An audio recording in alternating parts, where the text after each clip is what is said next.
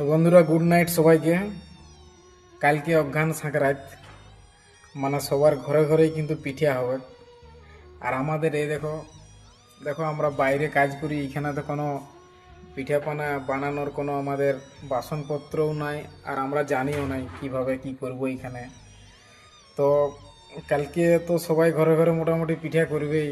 সবাই কমেন্ট বক্সে অবশ্যই জানাবে যে কার ঘরে কি পিঠা হলো। আর আমরা বাইরে থাকা ছেলেদের এইটা কিন্তু আমরা প্রতি বছরই কিন্তু মিস্টেক করি, কারণ কোনো অনুষ্ঠানে, কোনো ওকেশনে আমরা তো সব দিন, মানে সব কিছু ওকেশনে যাই উঠতে পারি নাই। তো যাই হোক, যারা ঘরে আছো তোমরা এনজয় করো। কার কি পিঠে হলো কমেন্টে অবশ্যই জানাবে। আর এই যে বাইরে থাকা ছেলেদের একটা, মানে দেখছো তো ব্যাপার কীরকম, কোনো ওকেশনে আমরা কিন্তু যাই উঠতে পারি নাই, সব ওকেশনে হয় নাই আর কি। কিছু কিছু ওকেশনে হয়, যেমন দুর্গা পূজা, কালী পূজা, এগুলো হয়।